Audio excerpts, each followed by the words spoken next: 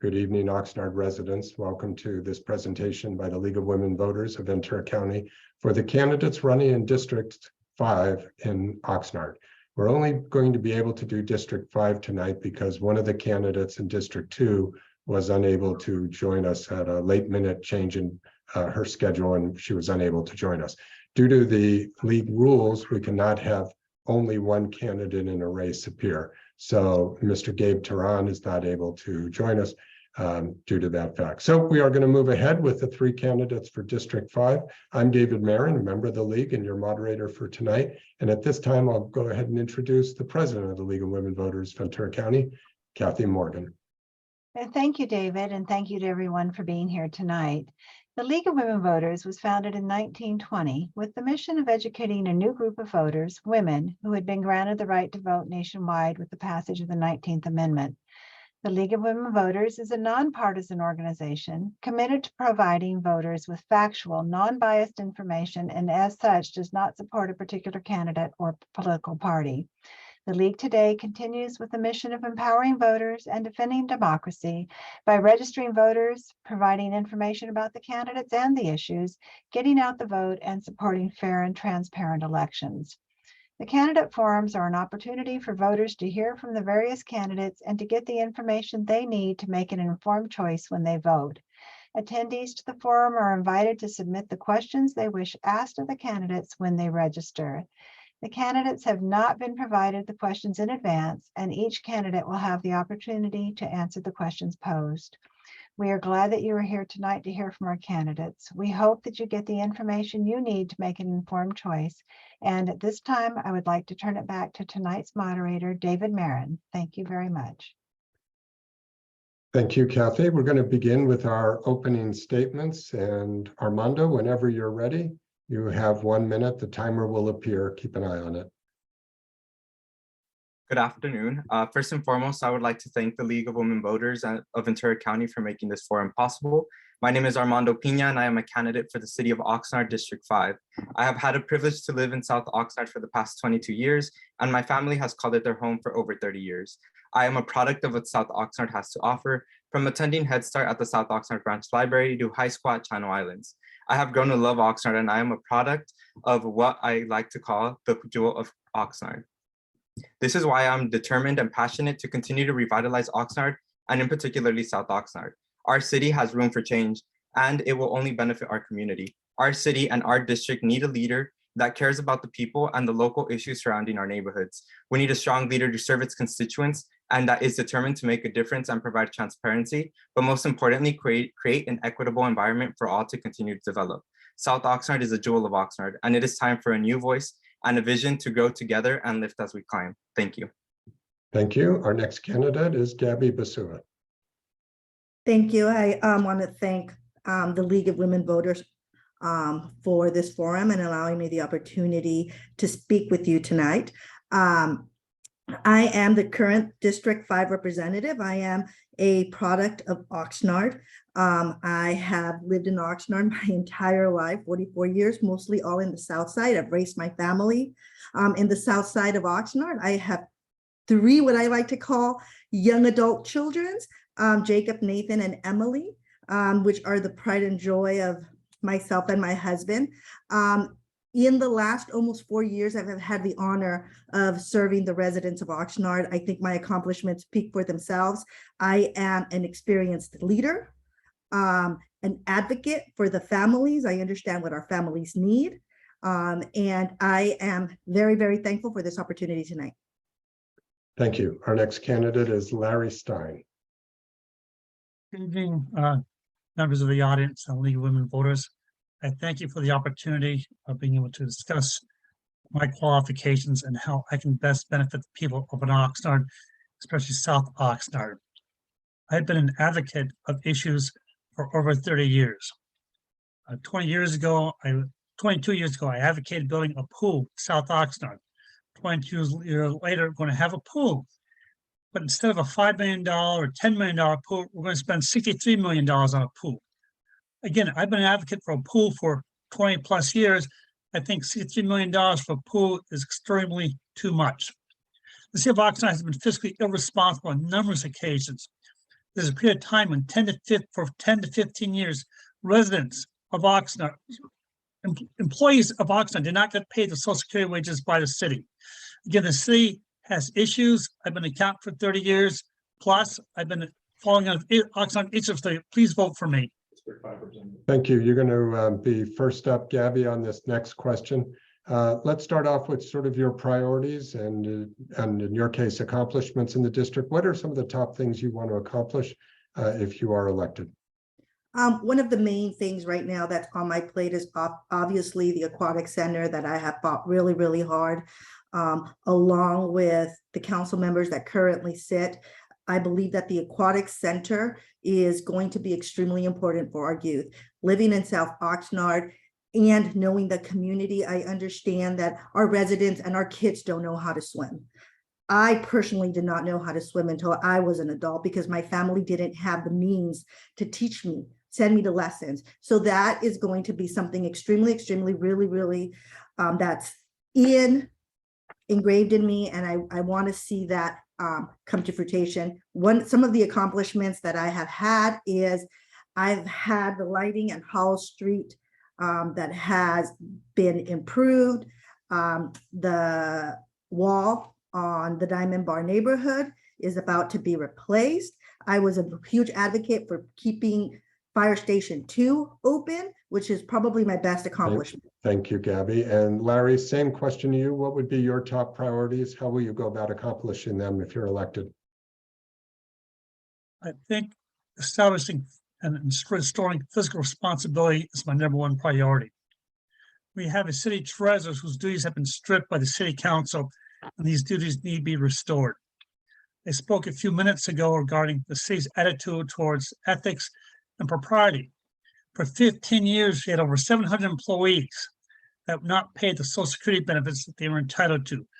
The city attorney got them just 3 years out of the 15 years they served. Fiscal responsibility is very, very important. Again, a swimming pool is important. $10 million, $14 million is great. $63 million is exorbitant. We have a structure on the corner of 5th Street and Rice. It's going to be a $50 million flyover because somebody had an accident in the fog. How often do we have fog? Maybe 5-10 days a year. Do we really spend $50 million to put a flyover when we had a fogging condition that caused the accident in the first place? 15 years ago, the accident happened. Highway still not been fixed. Thank you. Thank you. Armando, same question to you about what your priorities will be. So my priorities are youth involvement, homelessness, and public safety. I think that those are 3 go hand in hand. In regards to homelessness, after speaking to community members, homelessness is a big issue in our district. And in order to achieve this, I think that it is determining whether there's chronic or transactional homelessness and seeing how we can help develop and create these resources available to different individuals to help provide the necessary means that they need to reestablish themselves into society. As for youth involvement, it means advocating and focusing on what the youth need.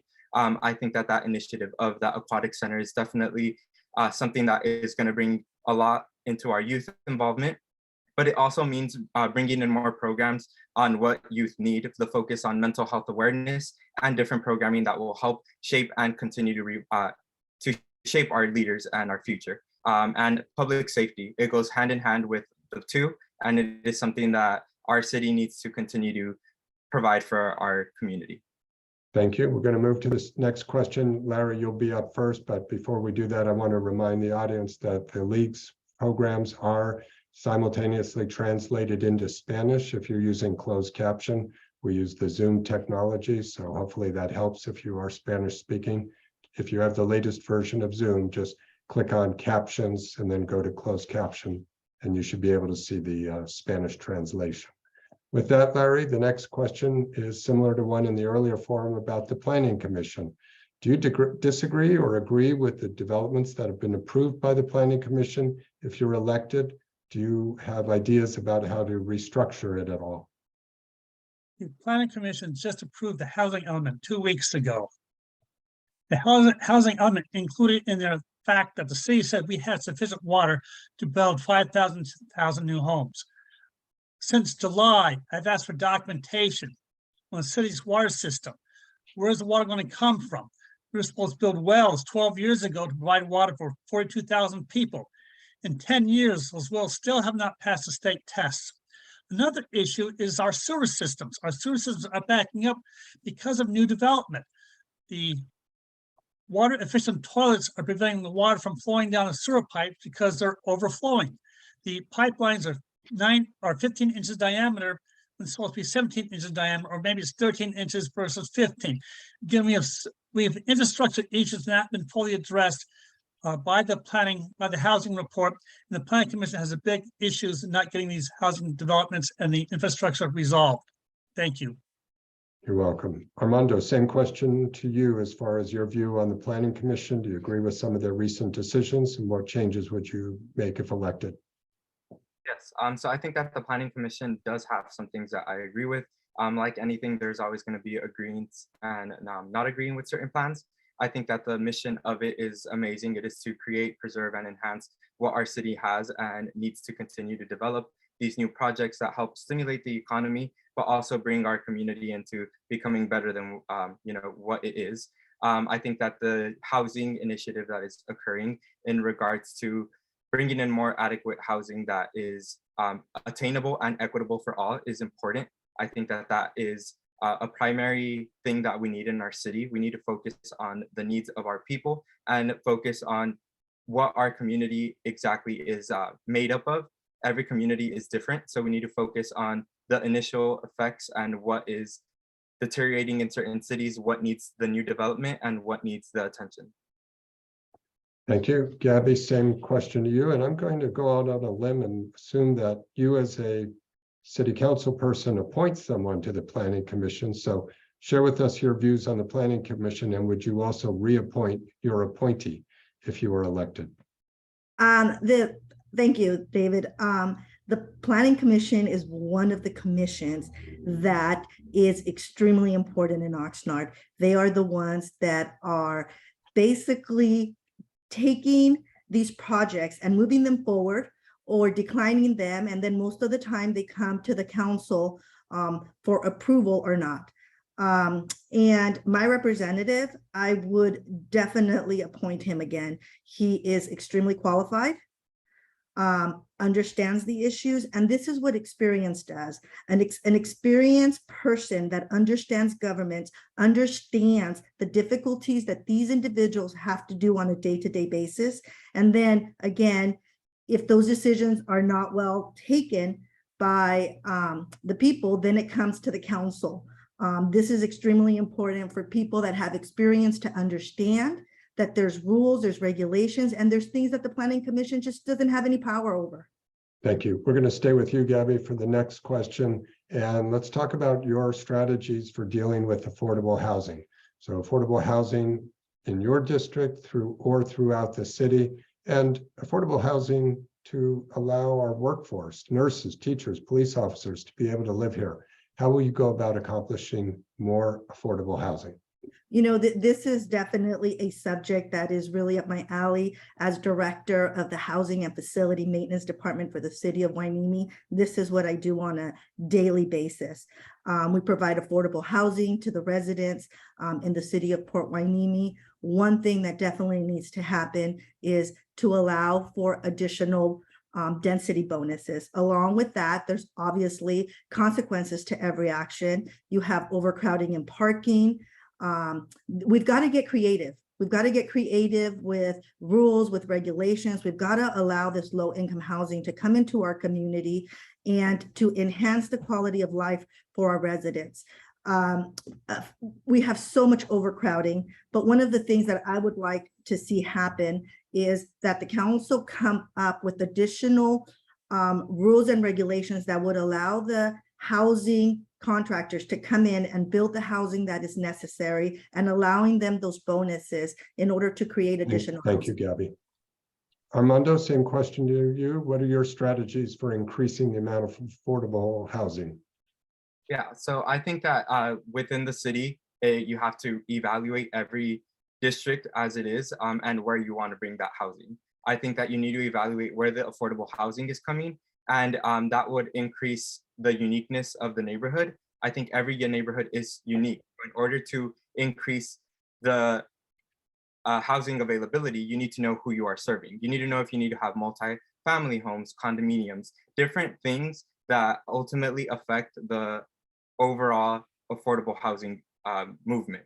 It also means that our city cannot stretch out as much anymore due to land, but we can stretch up. It means bringing these resources that we need to bring more affordable housing. We're bringing in different resources to help. So I think continuing to advocate for the right allocation of money and just focusing on each neighborhood in itself. Thank you. And Larry, what are your strategies to increase affordable housing? First of all, in Oxnard, affordable housing is a misnomer. Typical house now sells for $600,000, $700,000. Where's somebody can come down with $120,000, $150,000 in down payment money? The issue here is not affordable housing on the price tag, but making housing affordable. The pricing of housing has to come down. People can no longer afford to pay $600,000, $700,000 for a home. Therefore, you need to make the housing economically viable. How do you do that? First of all, you're going to have to, the city's going to have to own the land. The city's going to have to build the homes and own the homes, so the housing is controlled by the city and available to people who can afford the rents. People cannot afford to pay $2,000 a month for rent. $300, $400, $700 is affordable. $2,000, $3,000, $4,000. When you're making $15 an hour and two people, that's $60,000 a year. How much rent can you pay for $60,000 a year? Well, you can pay maybe $30,000 at most, half your income. Thank you. Thank you, Larry. Going to stop you there. Armando, we're going to move on to the next question for you, and it's about youth. So in your district and in the city, what kind of strategies do you have to give youth more opportunities, to advocate for youth? Share with us your philosophy. Yeah, I think that youth involvement is an extreme priority. And I think that in order to do that, it means to continue to partner and fund youth recreation. It also means partnering with our school districts and seeing what exactly the students need. It means also just being able and willing to be a voice for them, seeing exactly what they need in order to develop themselves into people of society. It means knowing what resources are available to them, the engagement of the PAL, which is the Police Activities League, involvement with City Corps, the Boys and Girls Club, just different resources that our city already has, and make them available to our youth. Show them that this is something that is available and continue to support them in whatever means that it means necessary, whether it mean bringing in new resources for them or also continuing to develop parks and recreational, which is something that our youth thrive on, especially coming in a community that is big on soccer and sports. Thank you. Larry, same question to you about promoting more opportunities for youth. Well, many youth, whether they're in Oxnard, here on the West Coast, out in New York City on the East Coast, or down south in New Orleans, always complain, there's nothing for us to do. Doggone it. The youth need to participate themselves. They need to be proactive. We have lots of opportunities out here. Now, on another issue is the proactiveness of our community to avoid youth from being involved in the criminal justice system. The late Efren Gore was very involved in the city court. The primary function of city court was keep youth out of the use of the criminal justice system. They also taught basic skills so they can have a job. While many people want to get a job $30 an hour, you got to start developing skills. Encouraging education. Many students can go to Oxnard College for the first year for free. All you have to do is fill out an application and apply for the scholarship. The money is there, the education is there, the opportunities are there. It's for the youth to take it among themselves to do it. The opportunities are there. Thank you. Gabby, your plans to give more opportunities to youth? This is actually something that I am continuously working on. I actually sit on the board for an Oxnard soccer club that has 20 teams. And along with the city of Oxnard, we are working on creating an educational program in order to mentor our students. Being involved in this organization has opened my eyes in the needs that our community, our youth needs. One of the things that I have recently seen is the lack of mentorship that our youth needs. So I am currently working with the city of Oxnard to bring a program forward in order to accomplish this gap that I'm seeing.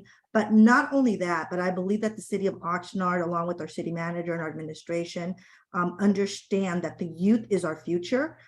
We have opened up a center at the South Oxnard Library for our youth. And we are totally dedicated and continuing to bring these educational programs to our community and for our families. Thank you, Gabby. I'm going to start with you on the next question. Part of your district does touch the coast and incorporates, I believe, part of the Ormond Beach wetlands area. So share with us your view about protecting the wetlands and also the proposed development that the Port of Hueneme has for South Oxnard regarding storing cars for a few years. Share with us your opinion on those two items. So the Ormond Beach is a hidden jewel of Oxnard. Walter Fuller, who is out there taking care of the property, is just doing a magnificent job doing that. In the last 4 years, there is a group called the Coastal Keepers that is a South Oxnard based group that has taken it upon themselves to maintain the wetlands. I am a big proponent of maintaining the wetlands. I will support any initiative that has to do with that. In regards to the port, I'm going to say very little because I'm sure this is something that might come up to the council at some point. So I want to be very, very careful on what my comments are, but I will tell you this. Every single day I drive through Hueneme Road on my way to work. It is unacceptable the amount of traffic that is coming from the port that is jeopardizing the quality of life for our residents. Thank you. Larry, same question to you. Your thoughts about how to protect the wetlands and your position on the proposed development by the Port of Hueneme. One of the stronger proponents of South Oxnard and South area, the beach area, has been the Oxnard Saviors, has been the Saviors Road design team, led up by many, many people, now headed up by Steve Nash. This community has been involved, this organization has been involved in that for 30 plus years, as I've been involved in my activities in other parts of Oxnard. They'd be the primary source of information. Now, I attended the EPA meeting 2 weeks ago at the South Oxnard Library. And we talked about issues such as the radiation coming from there. There's very little radiation coming from that, but there's hazardous material. So as far as the hazardous material goes, more work is being done, but this has been a waste site for 30 years. As far as the activities at the Port of Hueneme and the harbor provides several hundred jobs. We have the deepest, we have a very deep water port, and controlling transportation would hurt the community as well as this district, which is a profit-making district. Okay, thank you. And Armando, we're going to wrap up with you on this question. Share with us your view about protecting the wetlands and also the port's project near the wetlands to store vehicles for a few years. Yeah, so I think that the preservation of the wetlands is and should be a priority. I think that it starts by educating our community. I think our community doesn't even know that we have the wetlands. It's something that sort of gets brushed off on, and it shouldn't be. It should be something that individuals are educated on and know the impact and the jewel that we do have here in South Oxnard that it touches. There is an endangered species of bird there.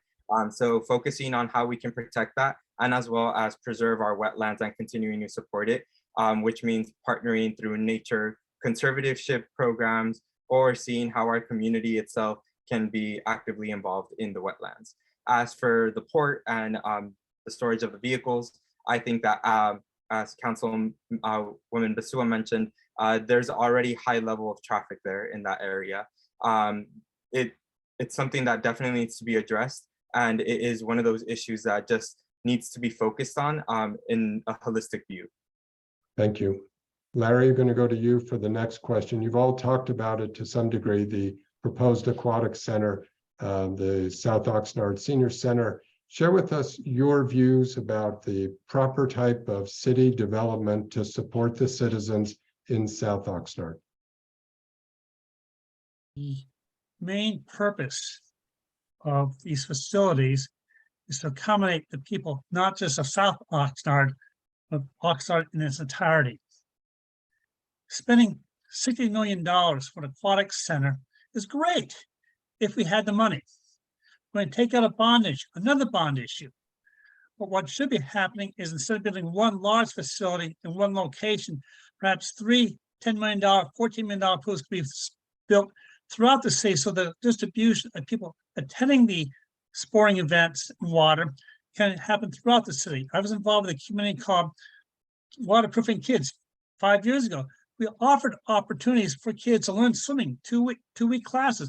We ran for 6 weeks. As far as the other activities go, it's all about funding and don't overspend. I think we need to control our monies and not take out bond issues just because somebody wants something grandiose versus something that's basically Cracker Barrel. Just plain and simple. We don't need to be fancy. Thank you. Thank you. Armando, same question to you as far as your views about the aquatic center, the senior center providing services to the people of South Oxnard. Yeah, I think that the aquatic center as well as a senior center is something that the community definitely can benefit from. It would not only stimulate the economy in the sense of bringing in more opportunity and job development, but it will also, it is a way of engaging with our community, in particular with our youth. It is a way of ensuring that our youth have a place in which they can have recreational. It also increases the ability for the city to have an aquatic team in which it can benefit both as in a tourist attraction for the city, which would help overall the city itself. Although it is a great development, I think that there, like any development, it has its pros and cons. And I think that overall, this project is something that will benefit our community, not just for active engagement, but also as a resource to grow and continue to develop our city. Thank you. We'll wrap up with you, Gabby, on this question about providing services in the South Oxnard area. Again, big proponent of the aquatic center.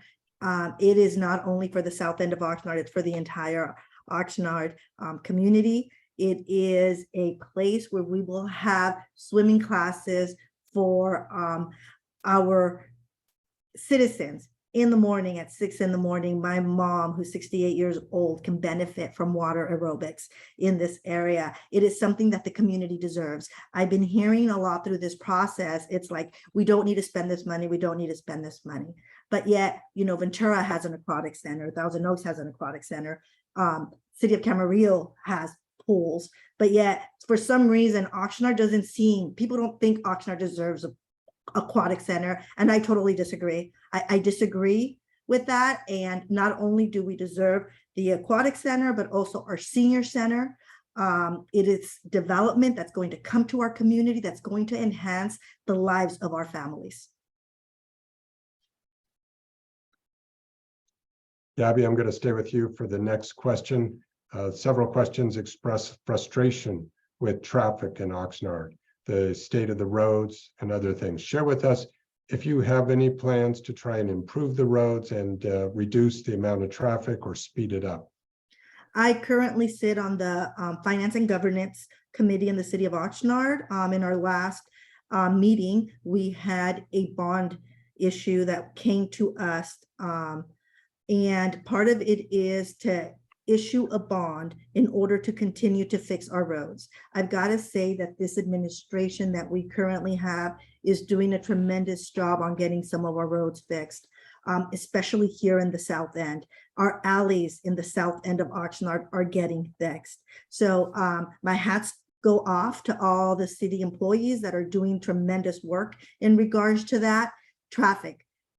Traffic is definitely an issue. It will continue to be an issue. With more housing being developed, we will see additional traffic. We hope to continue doing our traffic studies and understanding the impact and having some additional answers in regards on how we can limit the amounts, especially of emissions going through our city. Thank you. Armando, share with us your thoughts about reducing traffic.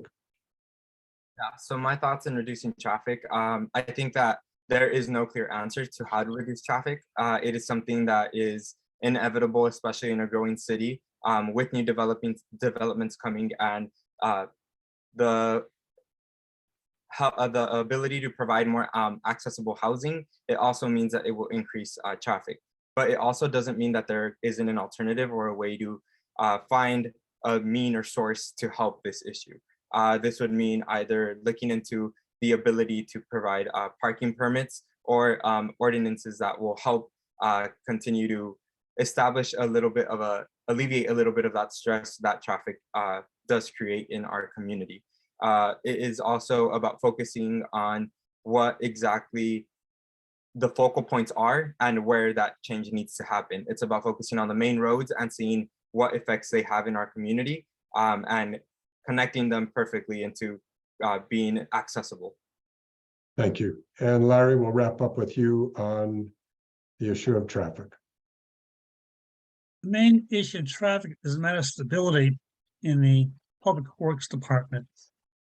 We have a turnover of the traffic engineer, new traffic engineer every 2 or 3 years. About 10 years ago or so, I'm getting old now, we implemented the ITS, Intelligent Traffic System, in which the lights are all supposed to be coordinated. But if we don't have a traffic engineer maintaining on a continual basis, it's not going to work. It's not going to be fixed. As we come to housing, we had a housing element discussion 2 weeks ago. And we said, well, we need to focus more on housing and not on parking. Got to build the houses first. Well, build the houses, people need to park somewhere, and that's an issue. A long-term plan does nothing if you're just planning. We had traffic analysis going out of our yin-yang here, but nothing gets done. All analysis leads to paralysis, and that's what we're suffering from, analysis of paralysis of analysis, and that's a problem. Thank you. I'm going to just take a little break and share with the audience the District 5 map. So that is this tan color sort of off to the right here, beginning, looks like Rose Avenue and out on the eastern edge of the city, stretching from about 5th Street all the way to the ocean. So that is the area that these 3 candidates are vying to represent. Now that I'm done showing off my skills at sharing the screen, we'll come back and move on to the next question. And Armando, you are going to be up first on this question. Armando, share with us your views about preparing for climate impacts, resiliency, rising sea levels, and also broaden that to think about the power that the city consumes, solar, appliances, anything along those lines. Yeah, I think that climate change is a real thing, and it is definitely something that needs to be brought attention to and awareness to. It means working directly with the general plan and as well as state planning and different preparedness levels and development in which are needed. It also means being completely adaptable and being open to change. Climate change is something that is occurring now. It is a call that we need to continue to work on. It means being open to new developments in the sense of moving into green energy and in lines to develop that. It means partnerships with our city and our county in order to provide these resources, state level, federally, to provide resources for our community members to go green in the efforts to help with the emissions of greenhouse gases and the effects that it has in our environment in totality. Thank you. Larry, same question to you. Share with us how the city can prepare itself for climate change impacts and ways to save on electricity and other items. Well, there's very little the city can do regarding the environmental issues we're having with our climate changes. For example, the high point elevation in Oxnard is 15 feet. How many people reside at the 3-foot level? When the sea rises at 3 feet, how many homes are going to be washed with water? That's an issue. The city cannot do anything unless they want to build dikes, which will destroy our wetland areas. But don't worry about that because our wetland area is going to be flooded with water anyways. As far as the environment goes, we can encourage entities to develop solar power on the roofs of commercial buildings and subsidize commercial housing for solar power. Having the city pay for solar power on people's homes will help reduce the carbon emissions generated overall. Again, electricity generates carbon through the burning of fossil fuels. We have 2 plants in Oxnard. Thank that you. are- Thank you. Gonna have to stop you, Larry. Gabby, same question to you about preparing for the impacts of climate change. Thank you. I really believe that stabilizing greenhouse levels in order to allow the ecosystem to adapt naturally is the way that we've got to continue to battle this climate that we are currently seeing. In my 44 years here in the city of Oxnard, we had 2 weeks of extreme humidity that happened, and I believe it is something that is going to continue. One thing that I would like to see the city of Oxnard continue to do is bring in the infrastructure in order to allow for electrical vehicles.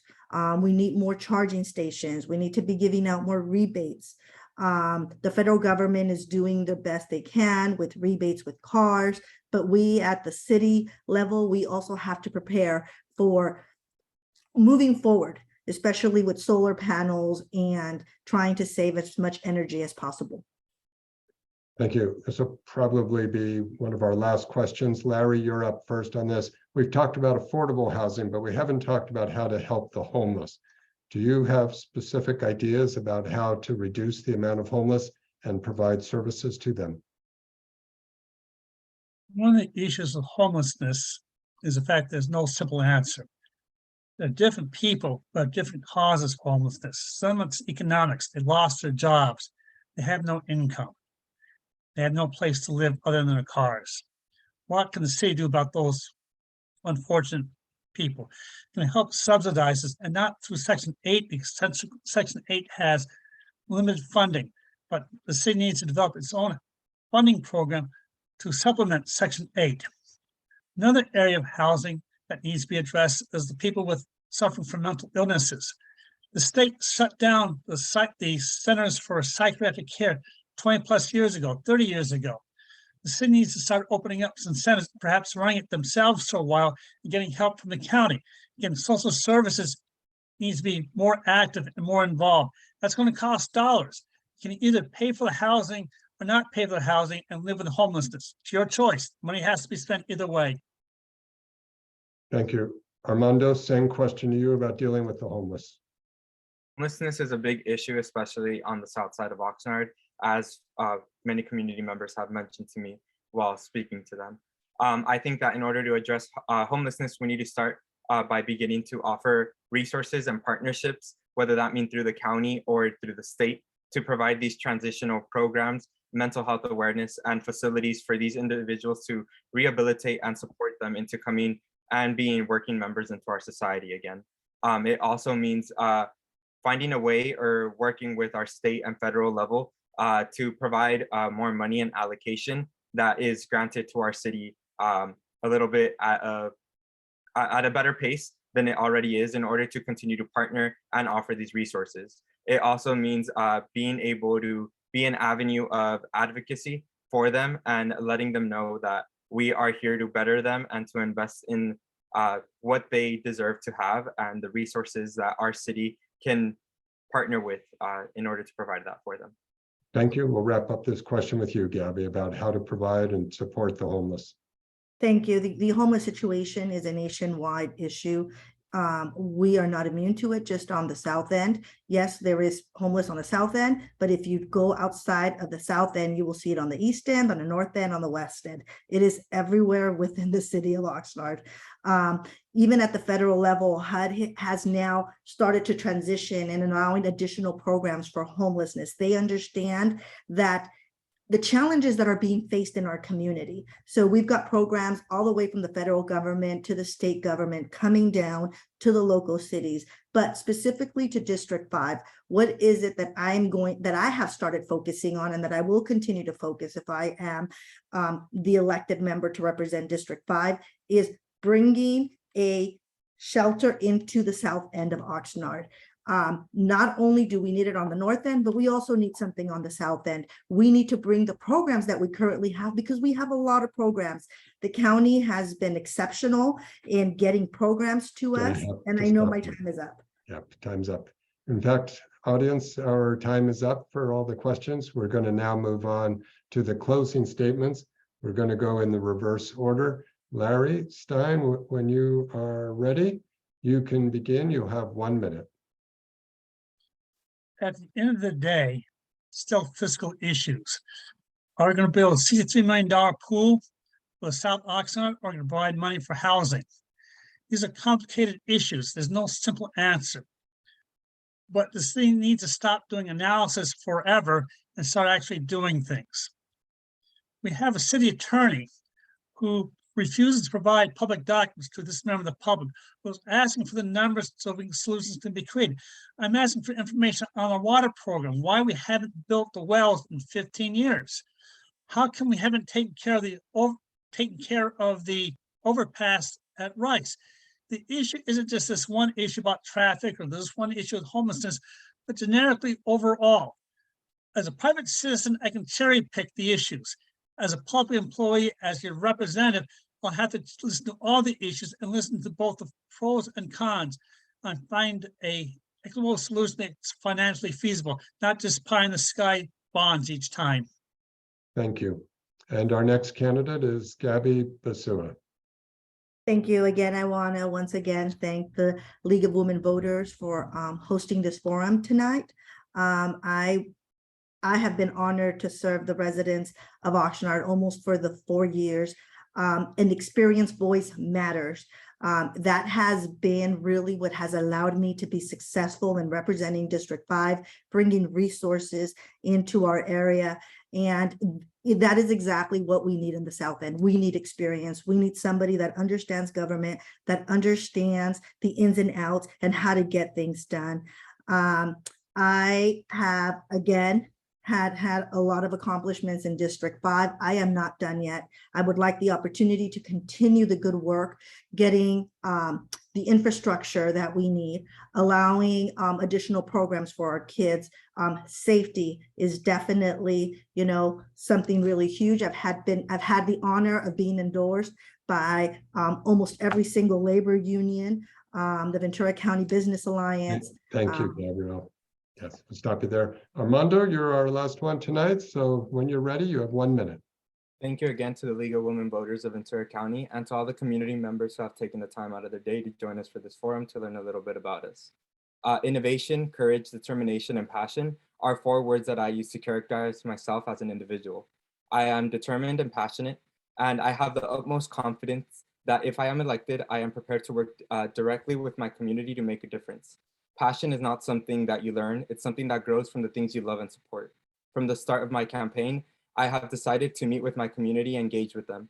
I am passionate about making a difference and inspiring to be the first youngest council member to the city of Oxnard. My young mind is a welcoming and innovative change for our community. My adaptability, interpersonal skills, and talent will make a difference in our community. I encourage you to learn a little bit more about my platforms at armandoforddistrict5.com. and vote for the new voice, a young voice who is learning from the past and developing the future, because together we will revitalize South Oxnard. So vote Piña November 8th. Thank you. Thank you very much, candidates. We know it's a huge effort to run for office. So the League admires all 3 of you, and we also recognize the sacrifice of your families as you go about this. So thank you for running. I do want to share for a moment with the audience some information about voting this year. All registered voters in the state of California will be receiving a mailed ballot. It should be going out about 1 week from today. So it's finally here. The midterms are almost over.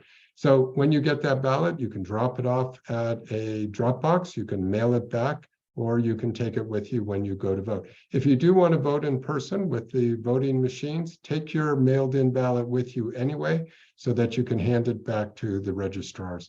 As far as resources, there's some very valuable ones. votersedge.org/CA. Put in your address. It'll show you all of the candidates that are running in your area. Local school boards, city councils, Congress. You could read about each one of their qualifications.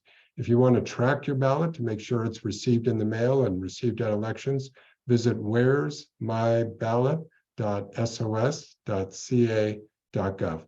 We also invite you to visit the League's website, www.lwvventuracounty.org, and there you can watch videos of tonight's forums. You can look at any of the previous ones, and you can register for any upcoming forums that haven't happened yet. just click on candidate forums to see the list. Plus, view the rest of the website and learn more about the League of Women Voters altogether. We appreciate everybody joining tonight. Thank you. And we will say goodnight. I'm David Marin. I do want to thank our volunteers, Kathy Morgan, Pat Essex, Cheryl Collard, and Maddie Park. I'm David Marin. Good night.